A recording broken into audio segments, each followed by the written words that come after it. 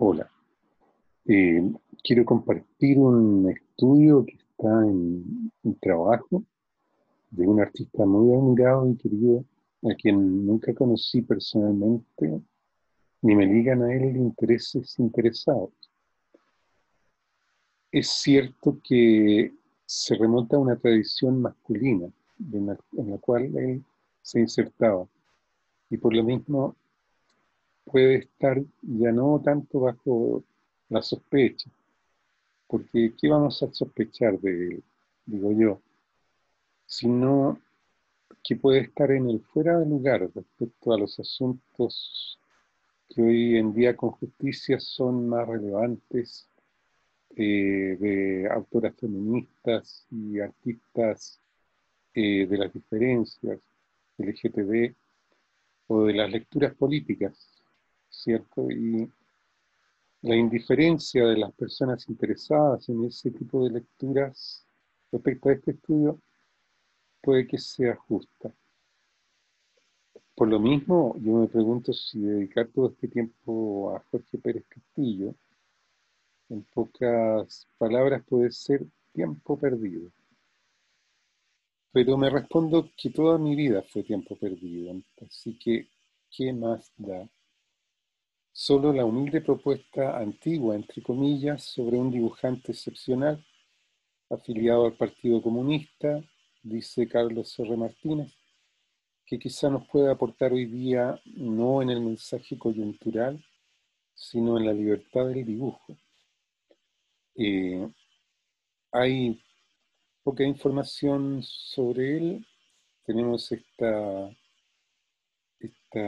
foto, eh, que aparece en el blog argentino Top Comics, escrito por Carlos R. Martínez, que citamos recién. Eh, Jorge Pérez Castillo fue un dibujante autodidacta. Es interesante eso, porque eh, en, en el centro del interés que nos mueve con él está siempre el estilo, como lo mencionan muchas personas, y que ese estilo, según los redactores de la revista argentina Dibujantes, dicen que él toma es de su lectura o de su comprensión del arte contemporáneo en su tiempo, o sea, del arte de vanguardia. Eh, y esa intuición que lo mueve porque es autodidacta es muy interesante. Eh,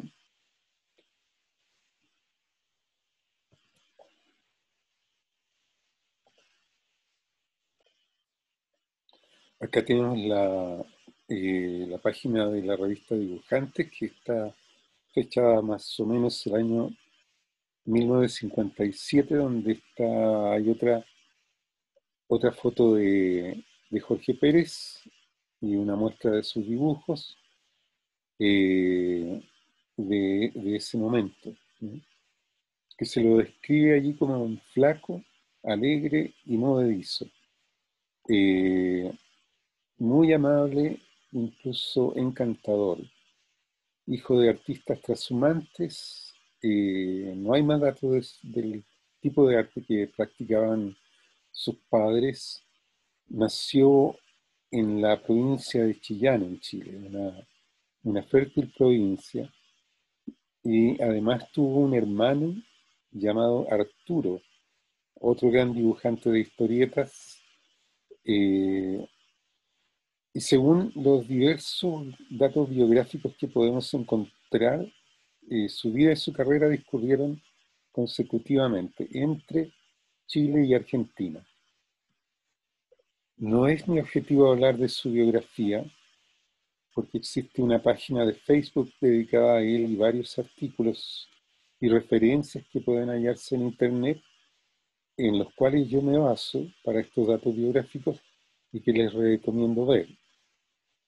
En el sitio chileno Ergocomics Mauricio García dice que nació a comienzos de la década 1920 y que publicó sus primeros dibujos e historietas en la revista infantil El Cabrito.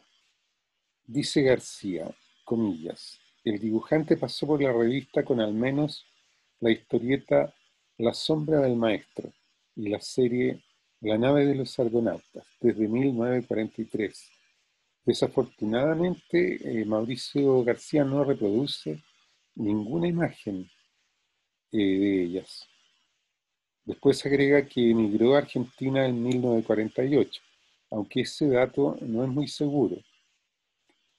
En Buenos Aires, apoyado por el artista chileno Raúl Manteola, eh, que también chileno, entró a la revista El Tony y luego a Patorucito, donde dibuja la historieta Conjuración en Venecia.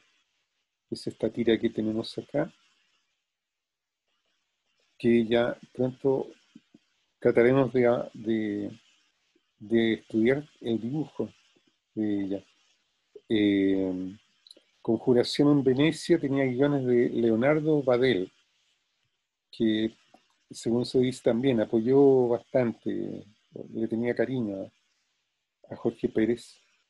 Eh, y esta historieta lo hizo reconocido en el medio argentino. Y luego se quedó en la revista Intervalo de la editora Columba. Estos datos ya figuran en las diversas referencias de varios blogs, sobre todo argentinos. De acuerdo a la nota de la revista Dibujantes, que veíamos la foto hace un momento, eh, después de 12 años de trabajo había dibujado 240 historias completas. Por eso y por los datos de otros comentaristas, lo más probable es que Jorge Pérez llegara a Argentina hacia 1944, todavía durante la Segunda Guerra Mundial, con una Argentina más próspera que su también flaco y, a pesar de su delgadez, a veces interesante vecino trasandino.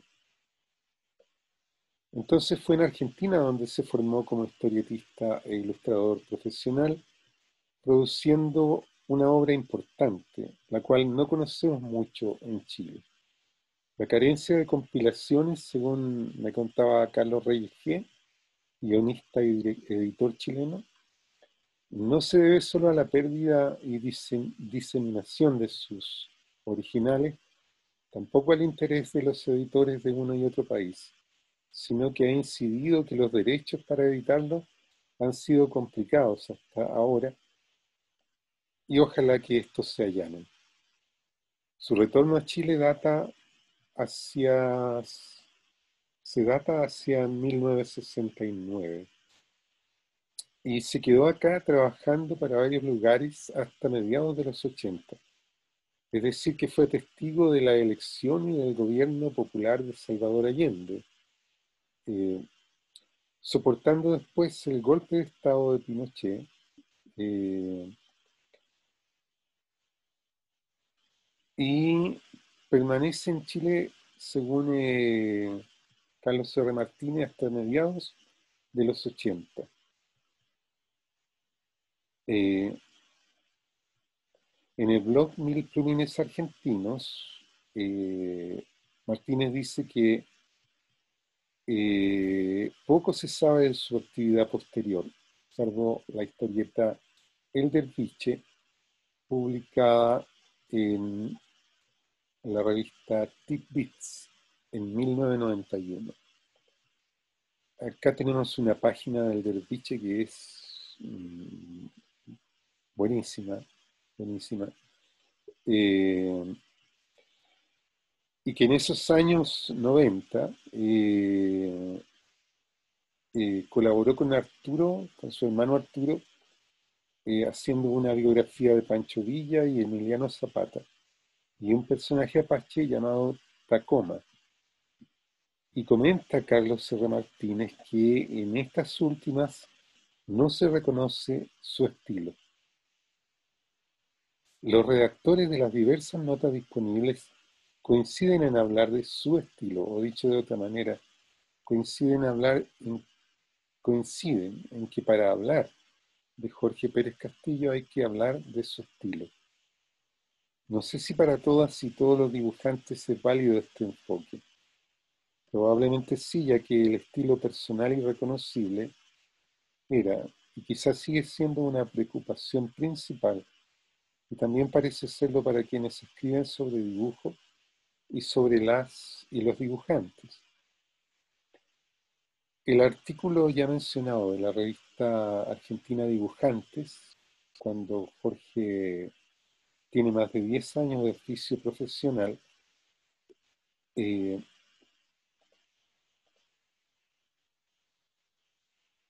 dice que la influencia de las corrientes del arte moderno, como mencionábamos al principio, la impulsó a comenzar la búsqueda de su estilo propio.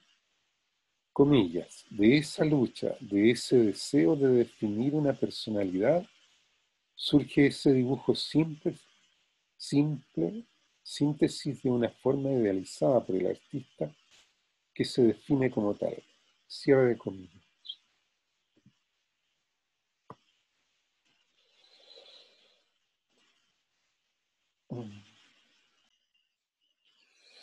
Eh, Carlos Martínez, en el blog Top Comics, cita el mismo párrafo de dibujantes y agrega, comillas, en efecto, Pérez Castillo llevó el dibujo de historietas a niveles de estilización poco habituales en nuestro medio, y mucho antes que otras experiencias similares.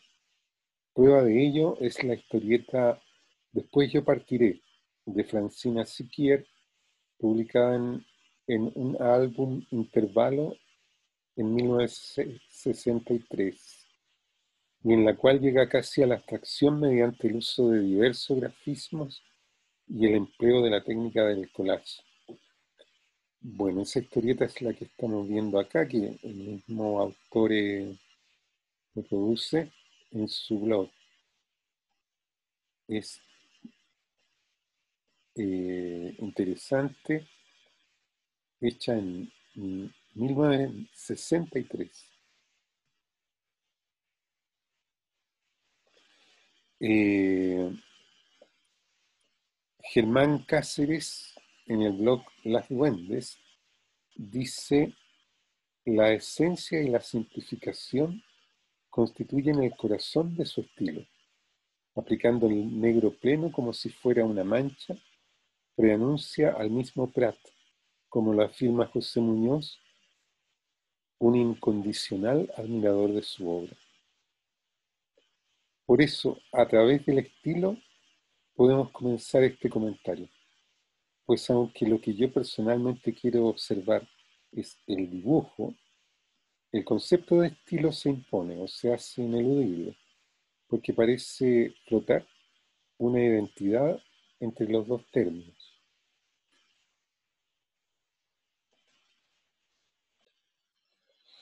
Bueno, vamos a ver algunas breves notas sobre la noción de estilo, mientras les muestro algunas imágenes que son las que vamos a estudiar después eh, de Jorge Pérez Castillo.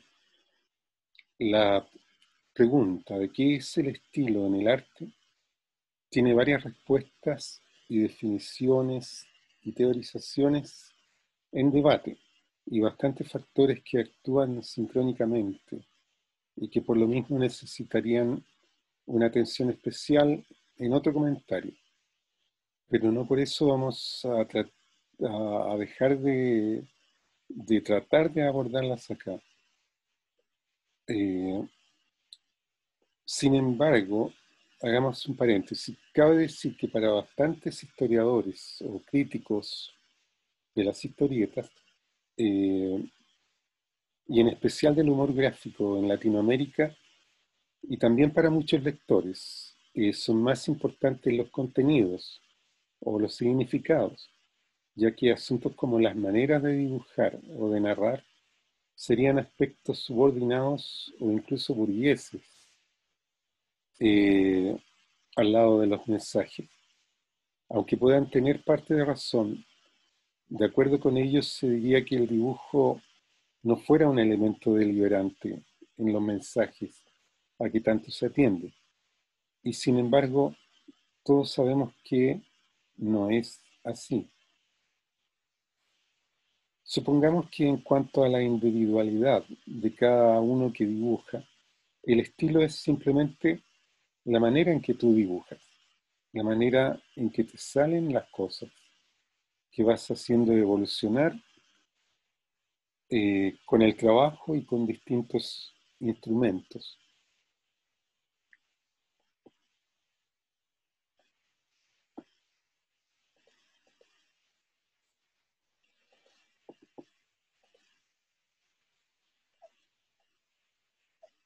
Perdón,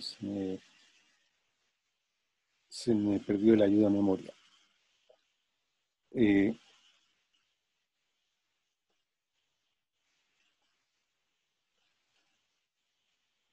y que en esa manera, más o menos natural, en que tú dibujas, hay rasgos y elementos que se repiten, ya sea que tengas una formación de taller o no. La lucha por diferenciarse de los demás eh,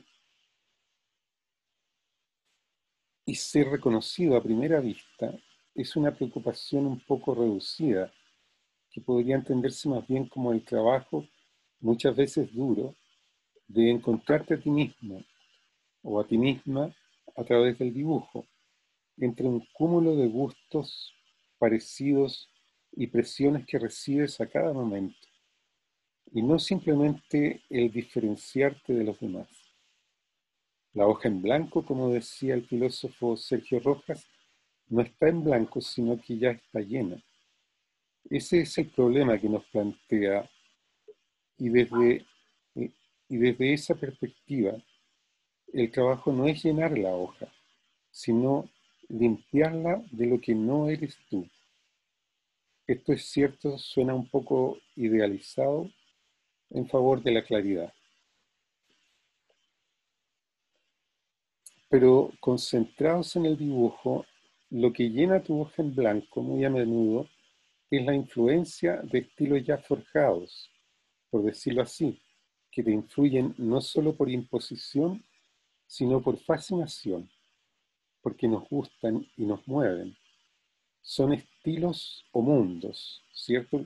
Una definición clásica, podríamos decir, de estilo es una visión de mundo, con la palabra alemana Gestaltschauung, creo que así se pronuncia, pero también hay industrias en las cuales deseas inscribirte de un modo o de otro, porque el factor individual es incluso requerido en ellas, no es un problema. Es el caso de los mangas, los superhéroes, la línea clara franco-belga, los grandes dibujantes como Milton Caniff, Moebius, Hugo Pratt, Breccia, o muchas otras maneras de las que no quieres separarte. Cuando es por imposición, quieres separarte, ¿cierto? Eh, Porque allí ocurren presiones editoriales y de mercado que pueden no ser afines contigo. Es decir, en la hoja llena están actuando los estilos como un hecho colectivo, y desde esos hechos se desprende que los estilos implican una complejidad mayor y que la búsqueda del estilo personal es una parte del asunto. El problema del estilo, por lo mismo, al menos tiene dos realidades. La manera natural que tú dibujas de acuerdo a tu pulso corporal y la más compleja de los estilos ya forjados, que influyen sobre esa manera natural de inicio y que tal vez inevitablemente la modelan, es decir, estilizan tu natural forma de dibujar, hasta incluso podrían hacerla olvidar. De ahí probablemente que se hable de una lucha.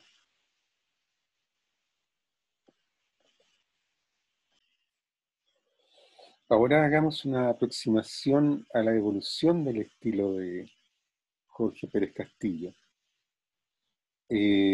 Para su tiempo, eh, como bien lo dice el artículo de la revista Dibujantes, el asunto se definía sin tantas vueltas como el estilo personal o personalidad que se procura alcanzar. En el blog Top Comics, Carlos Martínez, que ya hemos citado, dice: entre sus primeros trabajos figuran Las Panteras de Argelia, de 1945, y una adaptación de Las Campanas. Esta es la historieta Las Campanas, de Charles Dickens, intervalo mayo de 1946. Donde, dice Martínez, si no fuera por la firma que aparece en el cuadro final, sería muy difícil establecer que era un trabajo suyo. Es el inicio del proceso individual en el cual sus dibujos están entre muchos otros dibujos, es decir, dentro de un colectivo general, como el que se ve en las revistas de Columba, en la revista OK y otras de la editora Zigzag en Chile, donde las diferencias individuales quedan inscritas en una imagen común. Lo que yo quisiera eh, es remarcar que esa imagen común existe, que es un producto de cada época, de cada casa editorial y de lo que esperan los públicos también. En esa imagen común no se habla de estilo porque se reserva el término a lo que destaca de ella, precisamente, o sea, del conjunto. Pero es también un estilo o tendencia. Entonces esta página de Las Campanas estaría en ese colectivo común, donde es irreconocible todavía, dice Martínez, la personalidad de Jorge Pérez. Hoy día podríamos decir que en esta página de Las Campanas hay lo que se llama un dibujo correcto. Vamos a tratar de ampliar hasta donde la resolución lo permite. Y aquí se ven ciertos rasgos que van a madurar. La limpieza de la línea y de la composición. Eh, el dominio y la elegancia de las figuras. El uso de los negros plenos. Eh, que muestran un buenísimo equilibrio con el tono limpio, pero que con el tiempo irán disminuyendo al menos en su insinuación de claro-oscuro. Es decir, por ejemplo, acá en el cuadro de arriba y en el pelo de la chica, se ve que la masa negra está sugiriendo cierta iluminación, o claroscuro, como se le llamaba en ese tiempo, y eso es lo que va a dejar de lado después Jorge Pérez, pero va a conservar el uso de las masas negras eh, o de las manchas negras plenas, eh, combinándolas muy bien con el tono limpio general y lineal de sus composiciones.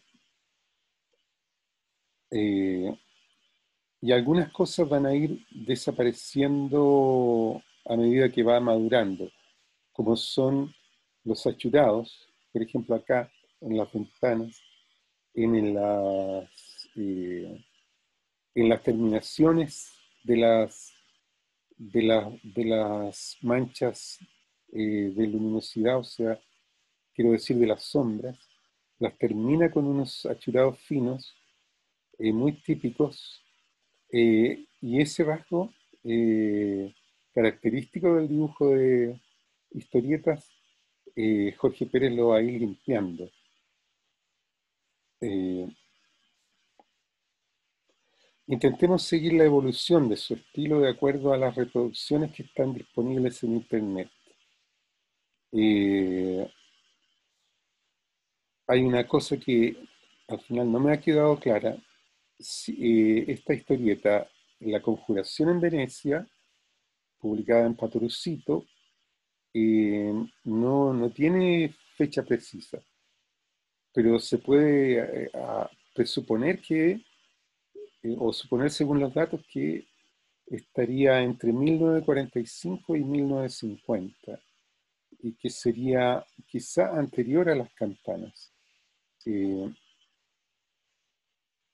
Se ve un dibujo limpio, como en la otra, eh, y hay un comentario de Enrique Lipsit que cita a Carlos Martínez sobre conjuración en Venecia. Comillas. eh, Conjuración en Venecia de un joven Jorge Pérez de 22 años demuestra, dice Enrique Lipsit, vitalmente el problema del guión. El espíritu del guión de Babel eh, necesitaba un intérprete como del Castillo que al mismo tiempo que diera acción y dinamismo, la presentara en forma burlona y un poco estilizada, de acuerdo la forma burlona o humorística de acuerdo al guión, lo cual resulta el nexo más eficaz, sigue Enrique Lipsi, entre la idea del autor y su representación gráfica. Cierre de comillas. Lo dinámico y lo estilizado son transversales, es decir, todos los autores que hablan y escriben sobre Jorge Pérez eh, mencionan la, el dinamismo y la estilización, pero el humorismo en su dibujo es menos mencionado, pero es importante. Esta es la única reproducción que tenemos de esta historieta.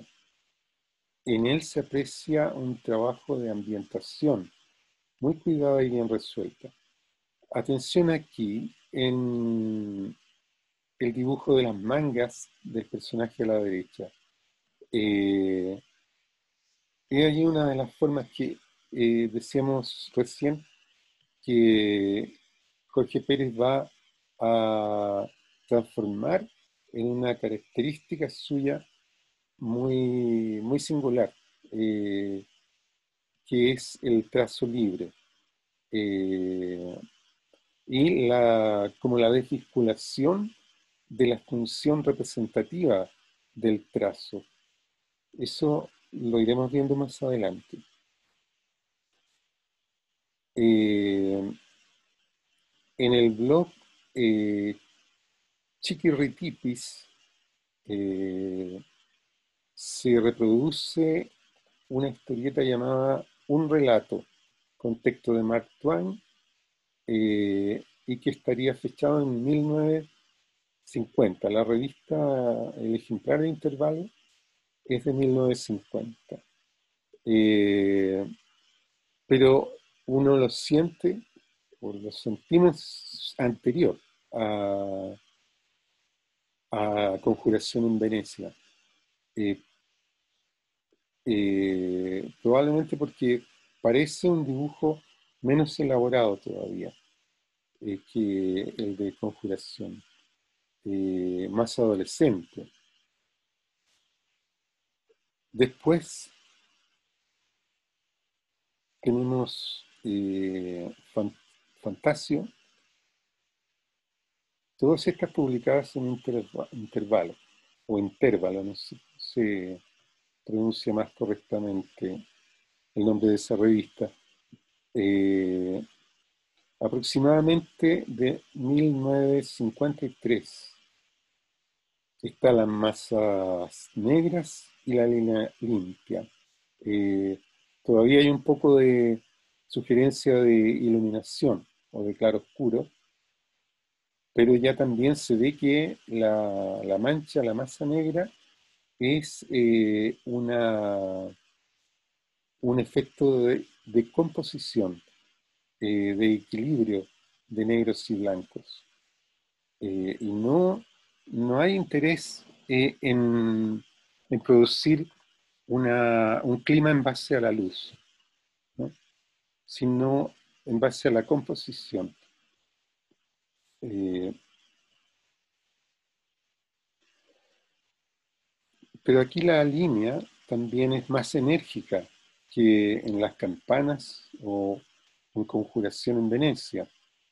Y las figuras y los rostros son ya los propios o típicos, si se quiere, de Jorge Pérez.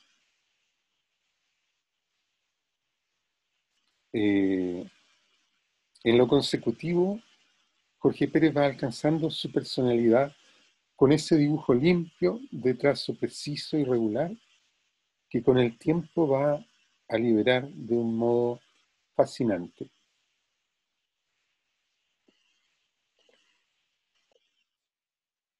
Seguimos entre las reproducciones disponibles con Nazareno Cruz, que aparece en 1958. Eh, el estilo, acá yo opino que ya está alcanzado. Desgraciadamente no se puede ampliar más porque se pixela la imagen. Eh, Hay una página de Nazareno Cruz de 1962, esta, eh, donde se ve que está dejando las masas negras y arriesgando todo en el trazado, muy suelto y decidido. El cuadro 6 resume eh, la ira contenida del anciano. Acá vamos acá abajo está el cuadro 6. Ese viejo está enojado, eh, y se retiene su ira. Eh, y es con, con las líneas del fondo, que parecen llamas de fuego, que es en realidad el techado de paja del rancho, sugiere Jorge Pérez la emoción del personaje.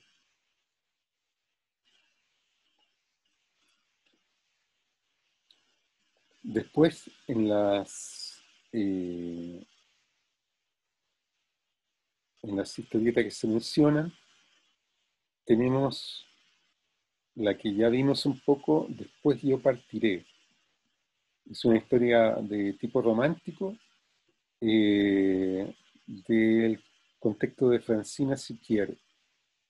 Eh, Carlos R. Martínez comenta, comillas, en la cual llega casi a la abstracción mediante el uso de diversos grafismos y el empleo de la técnica del collage.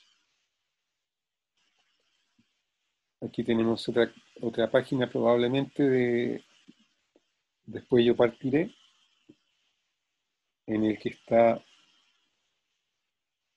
el collage intervenido, ¿cierto? Con el dibujo.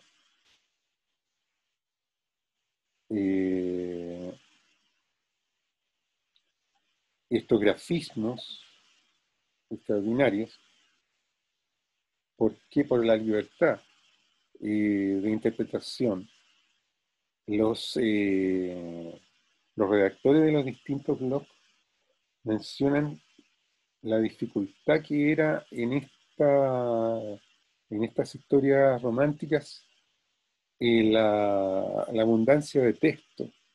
Tenía demasiado texto la historieta, y Jorge Pérez se las arreglaba para hacer lucir o para hacer protagónico al dibujo. Acá tenemos también bastante texto. Esta historietas del 1965, donde ya indudablemente estamos viendo el estilo de Jorge Pérez Castillo. Las masas negras se convierten en color,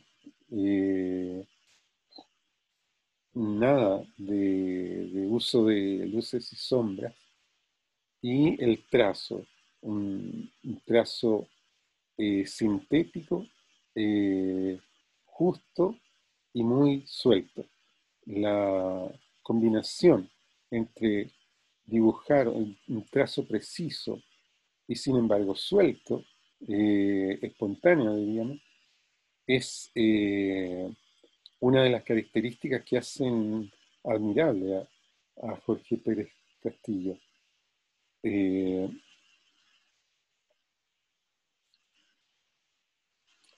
de nuevo, Carlos R. Martínez en Mil Plumines Argentinos, otro blog, dice, no deja de asombrar por la audacia de sus planteos gráficos, entre paréntesis, más aún tratándose de una editorial tan tradicional como Columba, terreno en el cual se anticipó incluso a Alberto Breccia, Leopoldo Durañona y al Prat posterior al corto maltés.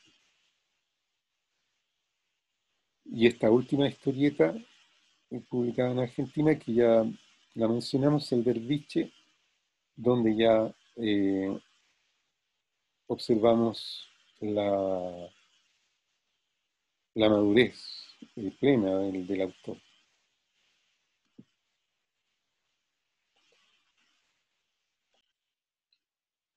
Veamos entonces las ilustraciones de Jorge Pérez Castillo en la revista Mampato, en Chile. Lo que me interesa, como les decía, es hablar sobre el dibujo de Jorge Pérez. Y lo vamos a hacer a través de parte de su obra como ilustrador de literatura en la revista chilena Mampato, en la cual trabajó a su regreso a Chile. Específicamente vamos a ver dibujos suyos de entre 1971 y 1974. Jorge Pérez es un gran dibujante de la figura humana, digamos eso. Siempre altas y espigadas, hombres y mujeres. Incluso en el caso de los niños, ancianos y gente pobre, o de piel no blanca, mantiene esa característica de idealización. Por sobre la ambientación o el fondo, prefiere siempre destacar las figuras. En el anterior, como ustedes ven, agreguemos que era un excelente animalista. Dibujar bien los animales, como lo sabe cualquier dibujante, es una cosa difícil. Estas son portadas de Mampato, en que se ve su estilo, del cual hemos hablado o hemos tratado de introducir, cómo ha evolucionado su estilo hasta llegar acá.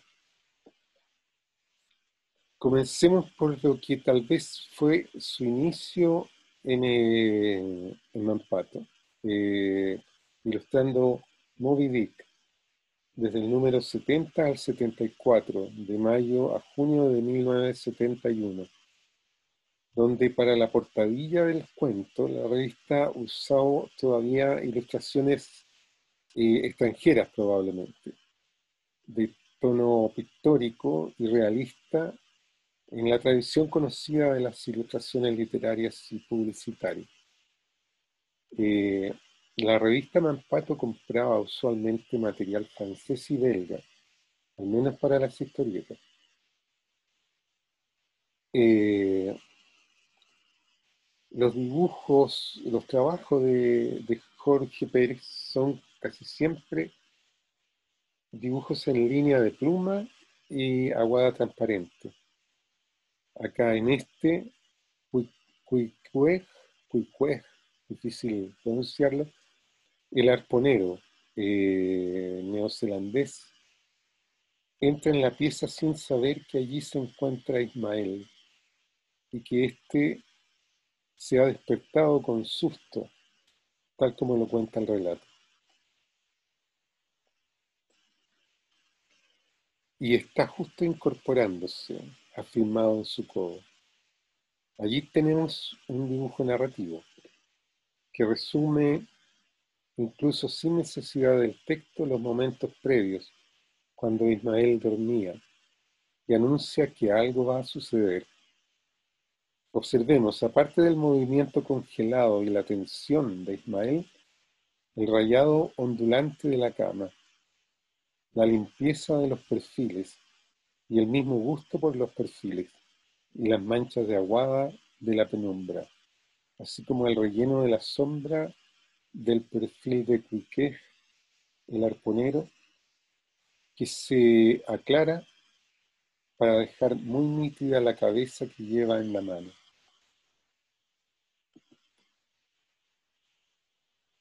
Veamos aquí. Ahí, la sombra se aclara para dejar ver la, la cabeza que llevan en su mano. El perfil y estos trazos ondulantes y libres en, en la colcha, en la cama. Bueno, entonces hay narratividad, tiempo y nitidez, aparte de las cualidades del dibujo. En el segundo dibujo, cuando el susto del encuentro ya se resolvió y ambos amigos caminan a embarcarse, Jorge Pérez privilegia las figuras sobre el escenario y las perspectivas. Aquí se detiene a detallar el ambiente, aunque no lo hace eh, tan, eh, aunque lo hace, perdón, y más por las figuras, por las distintas figuras y por sus expresiones, y no por un gran plano general del puerto. También se ve con más claridad la línea fina de un solo grosor, y que las figuras las traza a través de la silueta. Evita elementos de la ropa, botones, bordados, texturas, o los describe solo esencialmente. Y a esto es lo que a muchos llaman la síntesis propia de Jorge Pérez. Pero notemos un rasgo que en otros dibujos veremos que aumentará, es decir, los pliegues de la ropa en brazos y piernas. En ellos hay, si se quiere, una descripción mínima y sintética, pero también un pequeño desborde de trazos aparentemente innecesarios, pero que solo se insinúan porque en estos dibujos de Moby Dick puede pensarse que todavía Jorge Pérez está contenido, quizá porque se trata de las primeras colaboraciones.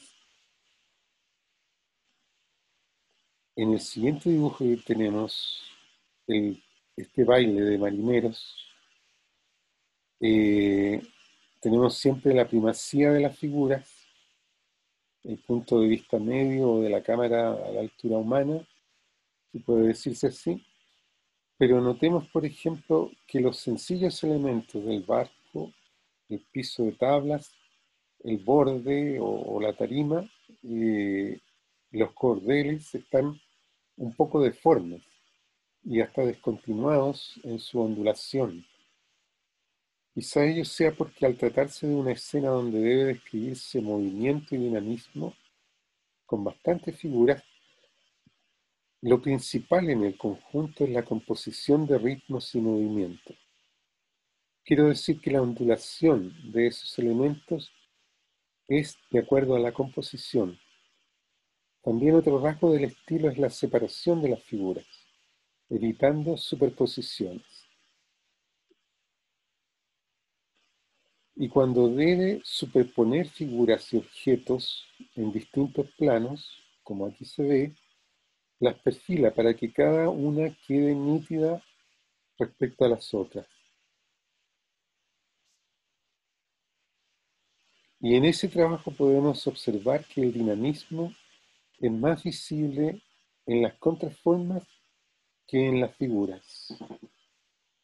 Las contraformas son los espacios vacíos, también en este caso las formas que se configuran entre los bordes de las siluetas. Eh, Aquí se aprecian en esas contraformas.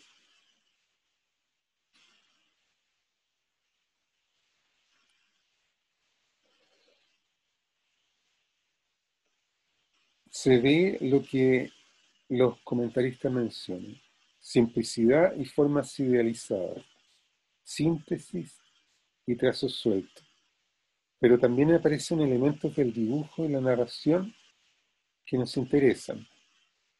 El tiempo dado a través de gestos, las figuras separadas y perfiladas, trazos libres de la forma y no estrictamente necesarios.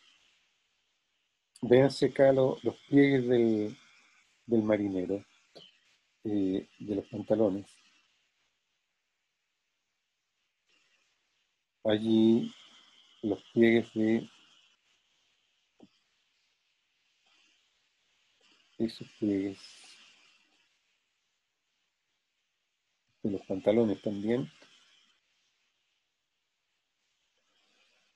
Y otros detalles, por ejemplo, las manos. Vean esa mano, la de arriba. Están unidos los dos dedos centrales. Y está unido el pulgar allí con el resto de la mano. Síntesis.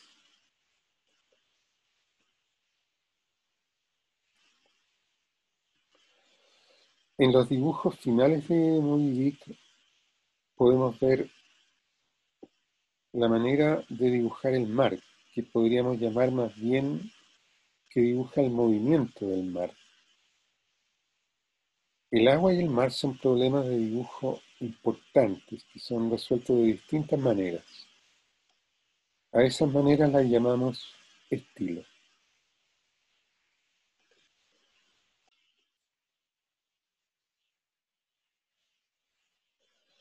Eh,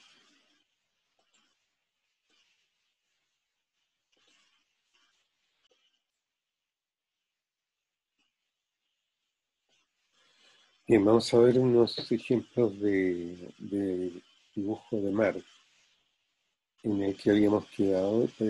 Después volvemos sobre cómo Jorge Pérez dibuja este elemento.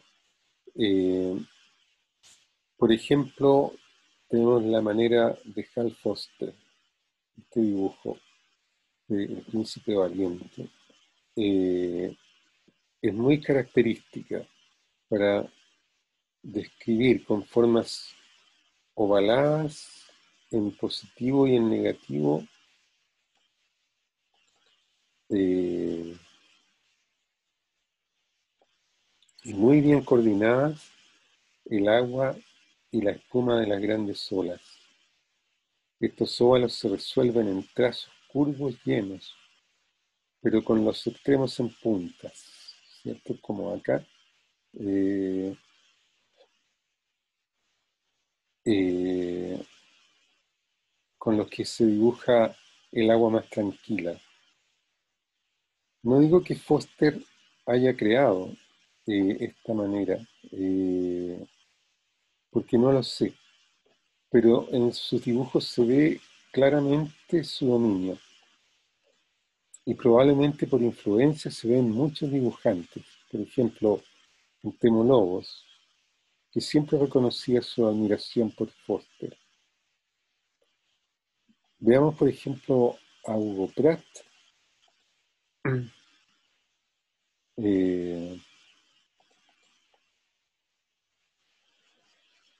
que tiene una solución quizás similar a la de Foster, pero más suelta, sobre todo acá se ve, y más, diríamos, estilizada, ¿cierto? Esas manchas, esos óvalos, esas manchas muy cuidadas de Foster, Pratt las va transformando en figuras orgánicas o geométricas de bordes muy exquisitos, ¿cierto? Y en lo que se llama filigranas o pequeños signos orgánicos que a veces los rellena y otras veces no, hasta llegar a una estilización como esta, ¿no? En que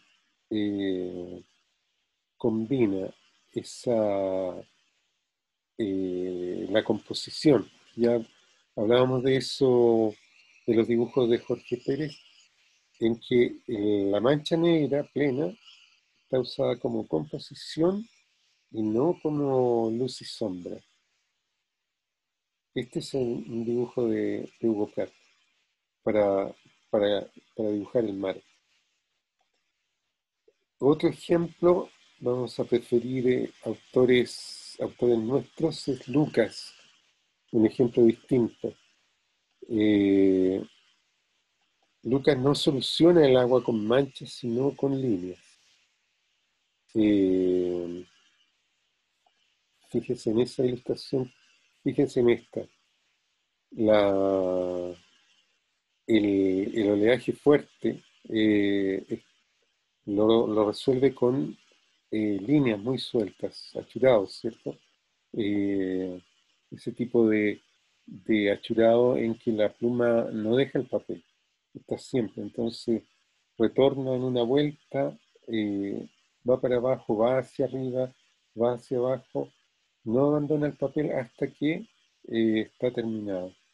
Y las líneas de la espuma son eh, eh, están formadas por las mismas ondulaciones del agua. Hay una cosa que quizás sea fuera del estilo, que es esto que hemos mencionado de esas líneas de barquito, ¿cierto? A ver, voy a ampliar acá para estas líneas de barquito, no sé si el cursor se ve en la pantalla. Para arriba, una punta hacia abajo. Para arriba, una punta hacia abajo y otra punta y así. Más o menos todos los dibujantes resolvemos el agua de esa manera, con ese tipo de ondulaciones en punta. Eh, Como las famosas, la famosa, perdón, ola de Hokusai, en que esas puntas eh, llegan a la espuma, ¿no? Es decir, la espuma está trazada como un desmembramiento de, eh, de segmentos puntudos eh, en este famosísimo dibujo, ¿no? Eh, Eso corresponde a lo que, a la noción que estábamos buscando de estilo y en lo que, pero esa solución de ondulaciones puntudas que las hace cualquier dibujante, sea profesional o no, es el dibujo en sí, es un lenguaje.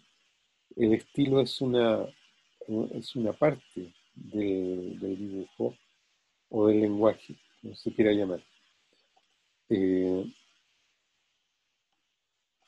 el dibujante inglés Arthur Rackham, en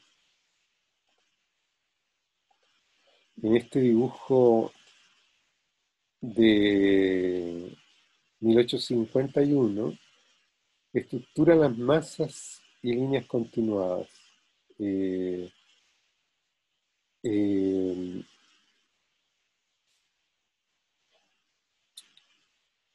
¿En qué se ve esa continuación? ¿Vea? El dibujo es muy exquisito.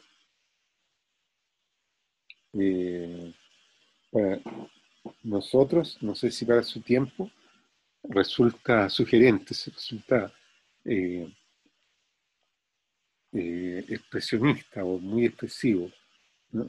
Las puntas se traducen también a la ondulación de las olas que vimos que Lucas las resuelve con achurados. Acá Rackham las dibuja muy cuidadosamente, manteniendo el ritmo y el volumen, eh, y las terminaciones, no dibuja la espuma, eh, son como esas montañas afiladas, ¿cierto? Eh, Amenazantes. Hay, por supuesto, una función de acuerdo al texto. Eh, este dibujo, que me fascina mucho de Rackham, eh, en que puede ser el mar, pero el tema aquí es el agua. Eh, eh, a primera vista parece un caos, si se fijan. Eh, Como que le dio al pulso rienda suelta, ¿cómo se llamaría? Eh, pero no es así. Se trata de una forma ondulante que se multiplica en muchas variaciones. Eh, la solución ondulante la podemos asociar eh, a su cercanía temporal al Art Nouveau en Inglaterra, o al modernismo de fines del siglo XIX. Entonces, este dibujo del agua tiene mucho que ver con Jorge Pérez Castillo, aunque no puedo demostrar, por supuesto, eh, que Jorge Pérez se basara en él o lo estudiara directamente. Bueno, las coincidencias de las aguas dibujadas por Foster, Pratt, por Temo Lobos, o incluso la de Lucas, eh, nos indica también eh, que hay una forma colectiva. eh, Eso es una pregunta. Y allí empezamos a distinguir los estilos como tendencias grupales o de épocas y también los estilos particulares de cada artista.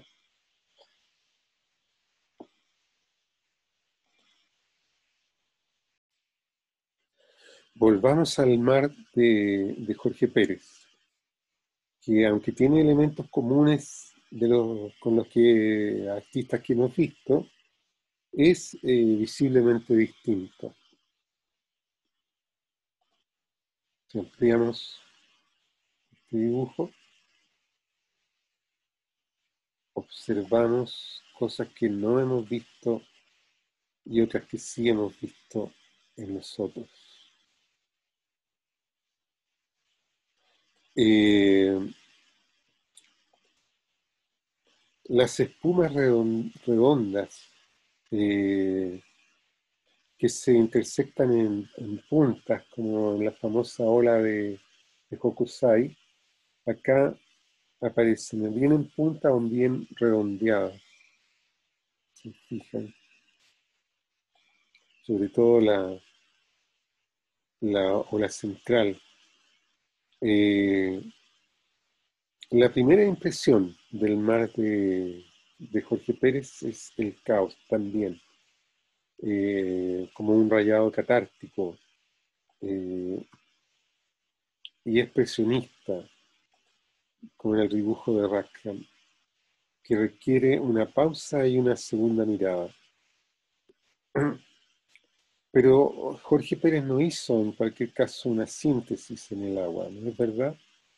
Y si la síntesis es considerada como un elemento de su estilo, entonces hay que ampliar el rango de lo que cabe en esa definición del estilo de Jorge Pérez. O mejor, indagar, ¿a qué estamos llamando estilo?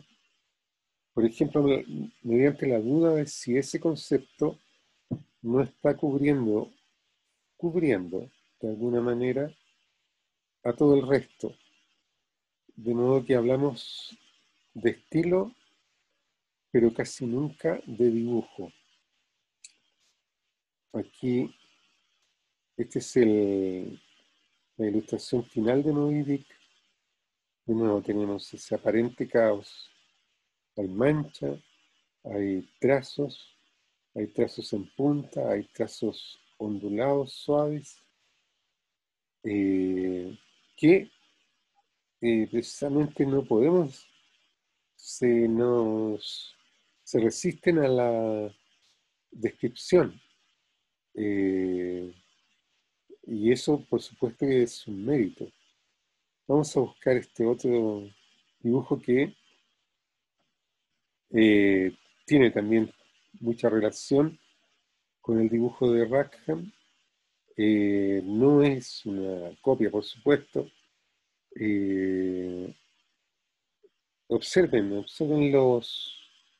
los trazados finos, trazados gruesos, muy espontáneos del mar. Eh, como siempre en el estilo de Jorge Pérez, la, el centro está en la figura humana. Eh, los objetos y el paisaje están muy bien resueltos, pero no son el centro de interés como en el dibujo de Rackham. El centro de interés es el agua. Acá el agua, si uno, digamos, se sumerge en ella, no puede dejar de mirarla. Ese desorden increíble eh, que se convierte en una composición tan viva, ¿no? Que transmite vida. Eh, voy a ver si tengo acá un otro ejemplo de dibujo de agua, me parece que no. Aquí, por ejemplo, eh, el agua también está como elemento eh, y la resuelve con unos simples trazos muy bellos, muy, eh, ¿cómo se diría? Limpios.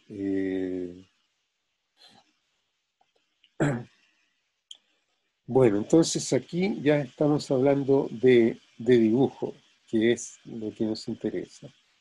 Y vamos a seguir un poco en el orden cronológico de la ilustración. Ahora tenemos el campamento de los piratas, eh, un capítulo del Tom Sawyer de Mark Twain en marzo de 1971. La portadilla ahora está a cargo del mismo Jorge Pérez y podemos ver su color, en este caso con una paleta sobria de tonos agrisados y el uso del blanco como color.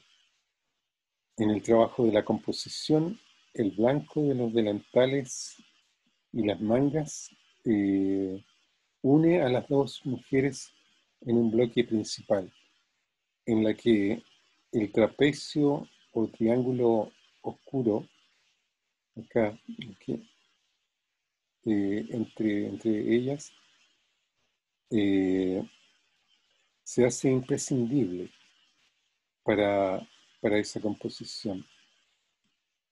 Y luego la pequeña figura de Tom arriba, eh, saliendo de debajo de la cama, encarna el gran humorismo del escritor. En el dibujo, los trazos en blanco de los delantales cumplen una función descriptiva, pero también se muestran como trazos libres. Notemos un detalle, si se quiere, menor en las elipsis y círculos de la mecedora y de los platos.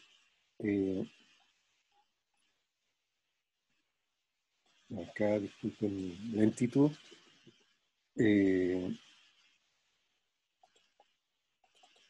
Perfectamente simétricos. Aquí tenemos una elipsis, acá otra elipsis en el plato encima del mueble, perfectamente simétricos y aplomada de gravedad, sin perder la soltura del trazado. La capacidad de simetría lograda con facilidad, que también se ve en la silla y en la mecedora que está en escorzo, hablan de un dibujante dotado.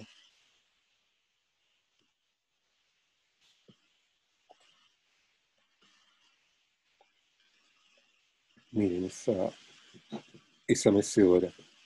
En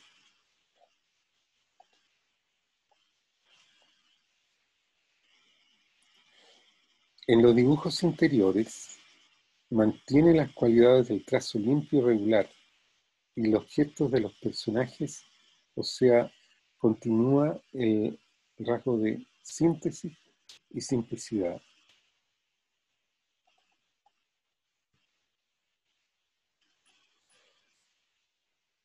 Vean, el trazo regular, la expresión, el humorismo, ¿cierto? El acercamiento a la ilustración infantil.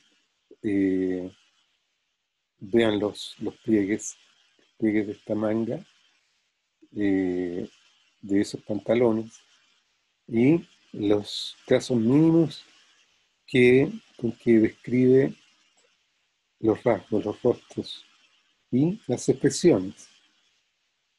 Miren ahí de nuevo los pliegues. Miren esta mano.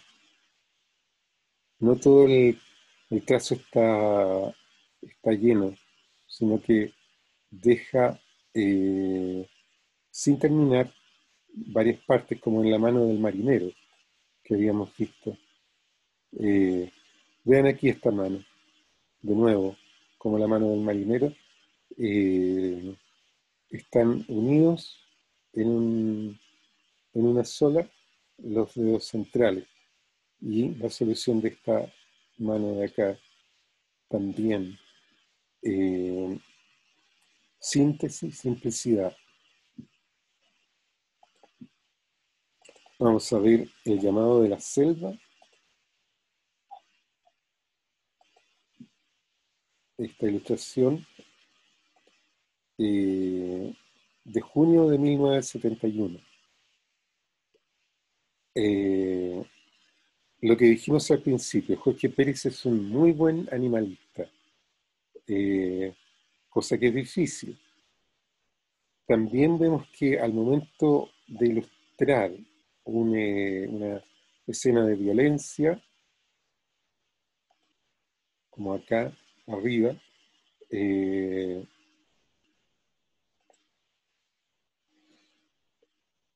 evita el despliegue de movimientos violentos, acompañado de gestos feroces o dentelladas, etc. Y en cambio dibuja los cuerpos de los dos perros eh,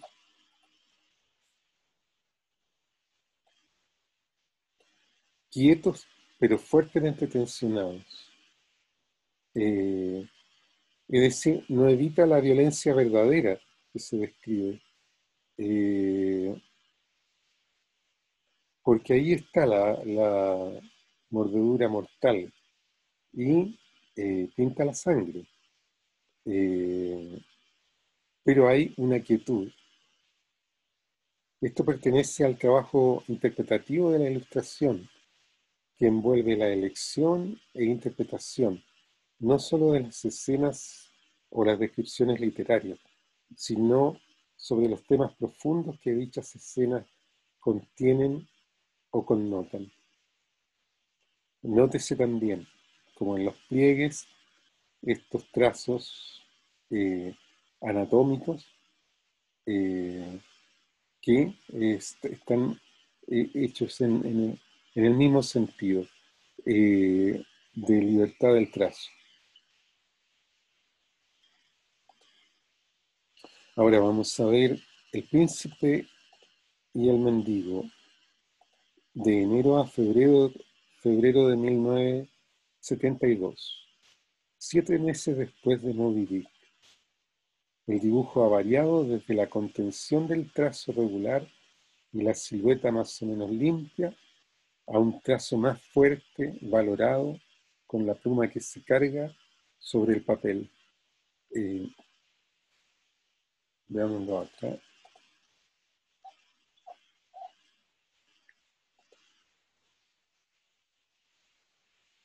Además, aquellos trazos de los pliegues en las ropas, o más bien dentro de la silueta corporal, se multiplican.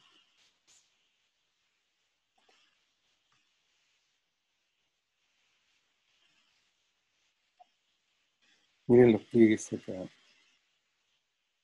Se atenúan solamente por que están hechos en color en este caso.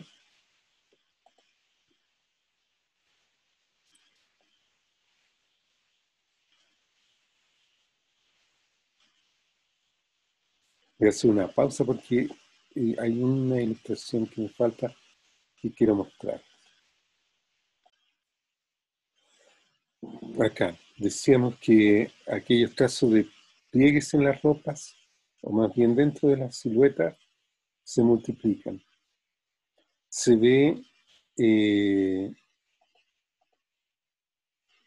esta ilustración de las camisas la señora vieja con con una camisa llena de arrugas, eh,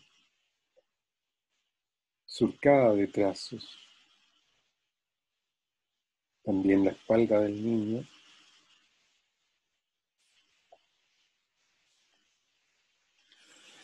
Las marcas de color es una falla de mi escáner, no, no es un, no está pintado así. Eh,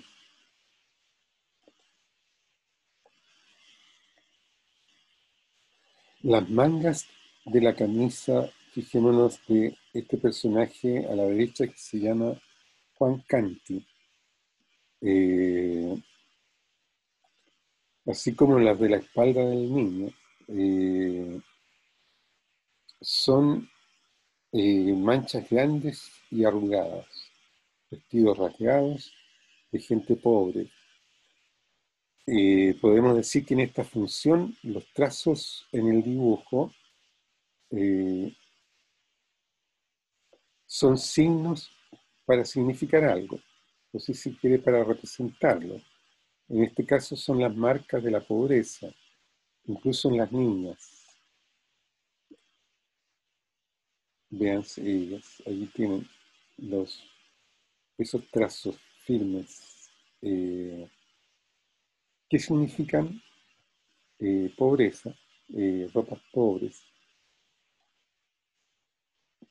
Pero es visible que Jorge Pérez traza allí más de lo imprescindible. Es decir, que sobrepasa la síntesis propia de su estilo y sobrepasa también la función representativa y descriptiva. Ya no son pliegues, sino trazos. Esta es mi opinión. Por lo mismo, si pudiéramos precisar esos trazos que están de más, entonces, ¿en qué función o por qué motivo están allí y están así, de esa manera? La primera tincada o presentimiento es que están allí como los trazos que son, como signos del puro dibujo y del gusto del dibujo, y que no tienen sentido expresionista para visualizar emociones o conflictos, sino que visualizan ese gusto por el dibujo, con, con el elemento material básico del mismo dibujo, liberado en este momento de la representación. En los siguientes capítulos del Príncipe y el Mendigo, Jorge Pérez continúa mayormente con el dibujo limpio y sintético, no todavía en este, que es el mismo capítulo, eh, continúa esa fuerte eh, expresión del dibujo, no de las emociones que transmite una representación, o sea, un objeto eh, o un gesto que quiere transmitir una emoción, sino, no es que eso no sea importante, pero el principal objeto, objetivo es eh, dibujar el dibujo, como se diría, ¿no? Es decir, liberar el trazo. Eh, en los en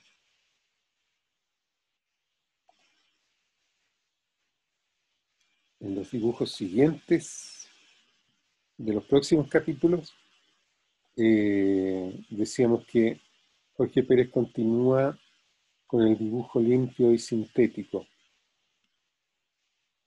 alternando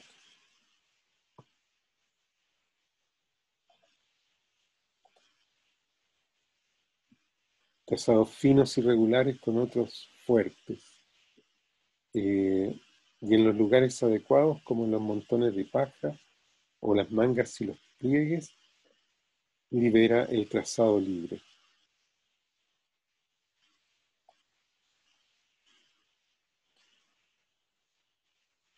Vamos a hacer una pausa para volver a los otros dibujos.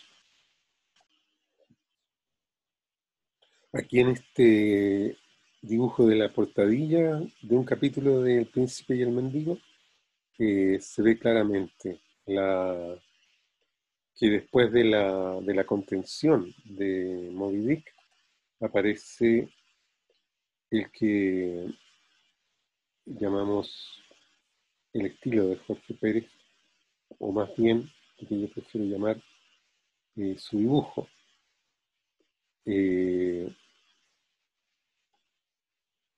Vean esos trazados en la espalda del personaje eh, central que tiene el cuchillo en la mano. Eh, y vean el gesto de este personaje de arriba que va a recoger la piedra. Eh, Vean los trazados en la ropa de este joven que se presenta como defensor del del niño que es príncipe, que está haciendo las de mendigo. Eh, Ese trazado incluso hace eh, eh, el típico dibujo del remiendo, ¿cierto? Eh, y vean ustedes la síntesis de las manos. Eh, Acá también. Vean el joven que va a recoger la piedra, la mano libre, está en una síntesis que es propia de, de Jorge Pérez. Y por supuesto en los trazados de la ropa del personaje a la izquierda, eh, es es, una liberación del trazo. Esa es mi visión del dibujo. Y vamos a seguir viendo otros ejemplos, pero a partir de aquí vamos a dejar de seguir la línea cronológica de sus ilustraciones en Mampato para ver otros ejemplos de esta combinación de un dibujo sintético con el trazado libre, eh, como un personaje que les quiero enseñar del eh, 20.000 leguas de viaje submarino.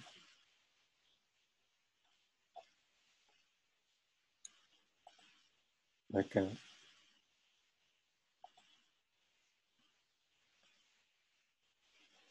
que son de diciembre y enero de 1972, donde aprovecha de sugerir el ambiente submarino con pliegues abundantes que van más allá de lo representativo, porque el personaje está quieto, eh, no produciendo pliegues en su traje.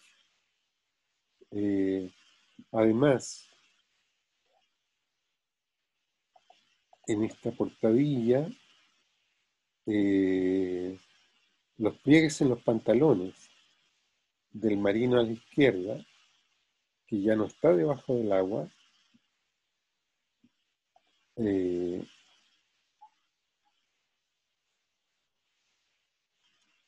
y acá, eh, donde los pliegues podrían ser abundantes en la pierna doblada, acá al centro. Eh, pero en cambio, en vez de estar en la pierna doblada, están acá, en la ingle, eh, que es una parte que no tiene tanta tensión anatómica como la rodilla. Y desde luego en el marino en primer plano, vean, en los pantalones. De ahí, eh, observemos que acá no, no está la limpieza que hemos observado y que siempre se menciona. Eh, y veamos otro ejemplo, un dibujo muy bonito,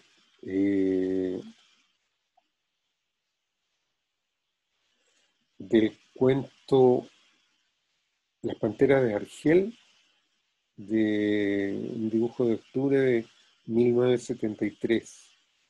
Recordemos que Las Panteras de Argel, Jorge Pérez hizo una historieta sobre esta novela de Salgari, eh, pero que no tenemos, es una de sus primeras historietas en Argentina, pero que no tenemos reproducciones de ella.